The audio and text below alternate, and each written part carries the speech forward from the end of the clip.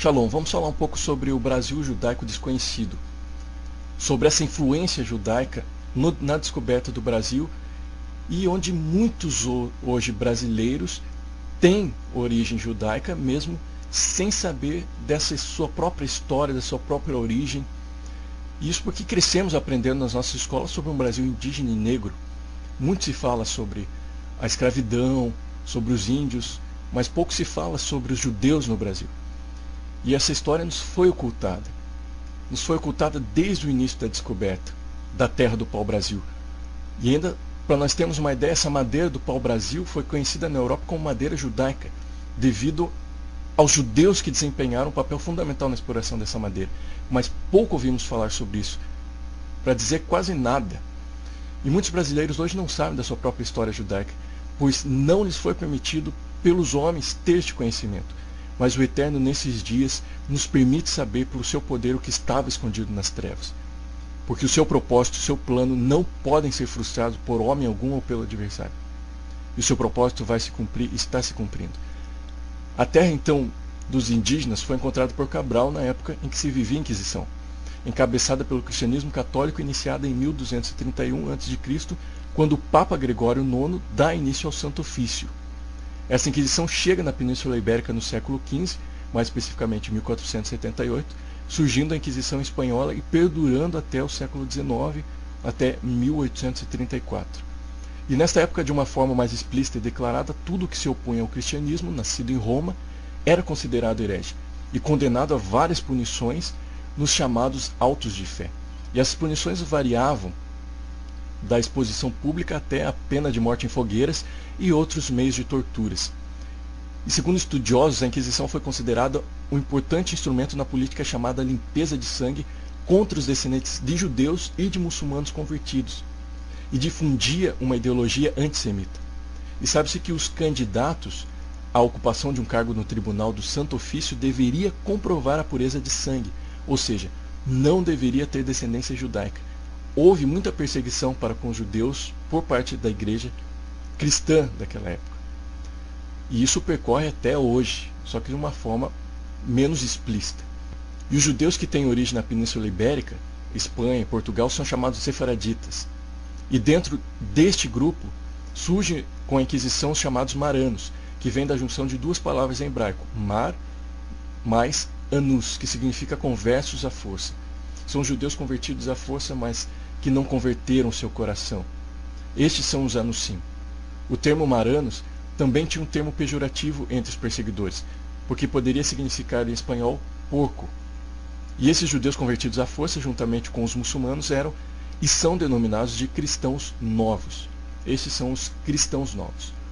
Em 1481, os reis espanhóis Fernando e Isabel mandaram chamar Tomás de Torquemada, um inquisidor espanhol, para investigar denúncias sobre a presença de judaizantes. Ou seja, cristãos novos, judeus convertidos e batizados pela Igreja Cristã Católica, mas que continuavam a praticar sua fé judaica de forma escondida. Por exemplo, o Shabat era observado de forma camuflada, e assim outros costumes e mandamentos da Torá também eram observados de tal forma que não fosse descoberto pelos inquisidores. Mas com a perseguição culminou na expulsão dos judeus da Espanha em 1492. E no alvará de expulsão dos judeus da Espanha diz assim: e ordenamos previamente neste édito que todos os judeus e judias de qualquer idade que residem em nossos domínios e territórios, que saiam com os seus filhos e filhas, seus servos e parentes, grandes ou pequenos, de qualquer idade até o fim de julho deste ano, e que não ousem retornar às nossas terras, nem mesmo dar um passo nelas ou cruzá-las de qualquer outra maneira. Qualquer judeu que não cumprir este édito e for achado em nosso reino ou domínios, ou que retornar ao reino de qualquer modo, será punido com a morte e com a confiscação de todos os seus pertences. Bom, a partir desta data, um número de aproximadamente 120 mil judeus se refugiaram no reino vizinho de Portugal, sob o reinado de Dom Manuel I, mas com seu casamento com Isabel, a qual era filha dos reis espanhóis católicos, acabaram surgindo novas leis em Portugal acerca dos judeus, e desta forma também a situação se agravou em Portugal, continuando a conversão forçada, e quando estes eram batizados pela Igreja Cristã Católica, recebiam os nomes dos padrinhos, e vários nomes, sobrenomes conhecidos no Brasil, como Cruz, Soares, Carneiro, Oliveira, Brandão, Souza, Silva, Castanho. Enfim, são os diversos sobrenomes recebidos dos padrinhos. Nesse período inquisitorial de quase 3 séculos, muitas crianças também sofreram com a horrível situação. Segundo a pesquisadora e historiadora Tuti Carneiro, Dom João II, durante seu reinado em Portugal, que teve início em 1477, mandou pegarem as crianças de 2 a 10 anos e lançarem na ilha de São Tomé, na África, para serem mortos pelas feras. E Dom Manuel, seu sucessor, tirou as crianças de 14 anos do seio de suas famílias para serem criadas pelas famílias cristãs. E em meio a este agravamento das relações em Portugal, as terras do pau-brasil foram descobertas por Pedro Álvares Cabral, trazendo consigo na embarcação alguns judeus de prestígio na corte, tais como Gaspar Lemos, o qual viu o Novo Mundo como sendo uma terra prometida para o seu sofrido povo judeu. E neste momento surge outro nome de esperança para o povo, Fernando de Noronha, um judeu que, sendo o primeiro arrendatário do Brasil, mandou chamar mão de obra para a exploração da nova terra. E com isso milhares de judeus, fugindo dos males da Inquisição, vieram para se tornarem os primeiros colonizadores do Brasil. Em um artigo do Marcelo Guimarães, do Ministério Ensinando Sião, ele diz assim: o descobrimento do Brasil em 1500 veio a ensejar uma nova oportunidade para esse povo sofrido. Já em 1503, milhares de cristãos novos vieram para o Brasil auxiliar na colonização. Em 1531, Portugal obteve de Roma a indicação de um inquisidor oficial para o reino. E em 1540, Lisboa promulgou seu primeiro auto de fé. Daí em diante, o Brasil passou a ser terra de exílio, para onde eram transportados todos os réus de crimes comuns, bem como os judaizantes, ou seja, aqueles que se diziam aparentemente cristãos novos, porém continuavam em secreto a professar a fé judaica. De uma simples terra de exílio, a situação evoluiu e o Brasil passou a ser visto como colônia. Em 1591, um oficial da Inquisição era designado para a Bahia, então capital do Brasil. E não demorou muito, já em 1624, a Santa Inquisição de Lisboa processava pela primeira vez contra 25 judaizantes brasileiros. Bom, como temos relatos e fatos confirmados pela história, a Inquisição continuou em terras brasileiras e assim a identidade continuou a se perder em muitas famílias. Muitos hoje no Brasil têm ascendência judaica, porém não sabem disto, por causa das perseguições e conversões ao cristianismo católico. Tudo que se referia a algo judeu, como os costumes, a tradição, palavras hebraicas, a Torá, tudo isto foi removido do contexto de muitas famílias, fazendo com que os netos, bisnetos e tataranetos de cristãos novos não tenham conhecimento dessa identidade judaica, pois nasceram em um ambiente católico e antissemita. Logo surge outro pensamento: se eu nasci nesse ambiente nada judaico e com um pensamento antissemita, logo nada tenho de judeu em meu sangue. E compreendo que hoje é muito difícil saber dessa ascendência judaica somente pelo sobrenome adotado no batismo do cristão novo, mas por observâncias de alguns costumes familiares, facilmente se perceberá costumes judaicos ainda preservados nas famílias, ainda que sem conhecimento do porquê de tais costumes. E quanto a isto, creio que cabe um outro estudo mais aprofundado sobre estes costumes.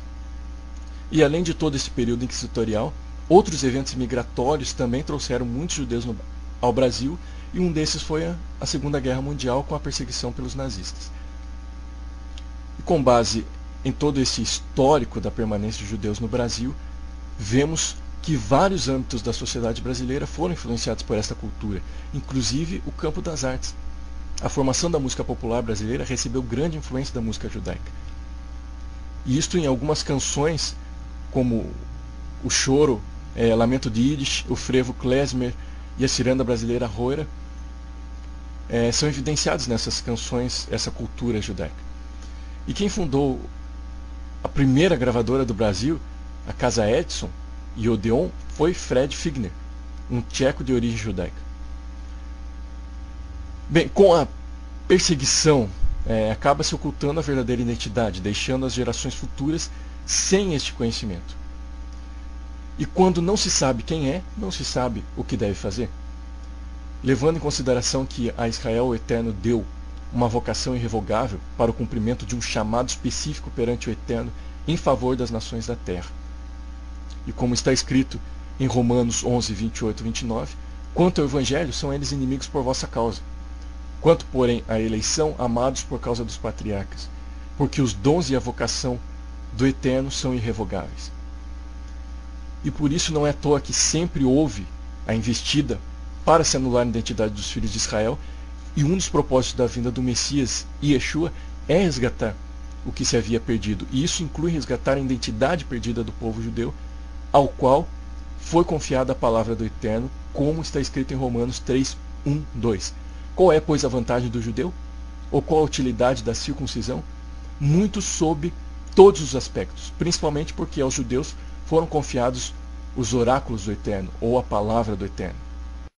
E assim o Eterno tem proporcionado essa techuvá, o que significa esse retorno, essa volta à origem. E muitos no Brasil têm sido despertados mesmo sem saberem ao certo o que tudo isso significa. Mas algo no interior se move para uma volta à identidade judaica, e esta volta não é necessariamente aos costumes e cultura, mas sim um retorno à vocação e chamado que procede desde os tempos antigos, desde Abraão, Isaque e Jacó, assim estabelecido irrevogavelmente pelo Eterno. Mas, como eu costumo dizer, o despertar pertence ao Eterno. Porém, o levantar da cama cabe à nossa ação, à nossa posição, ao nosso posicionamento. De nada vale o despertar, se não levantarmos da cama. Se você tem sido despertado pelo Eterno, levante-se da cama. Shalom.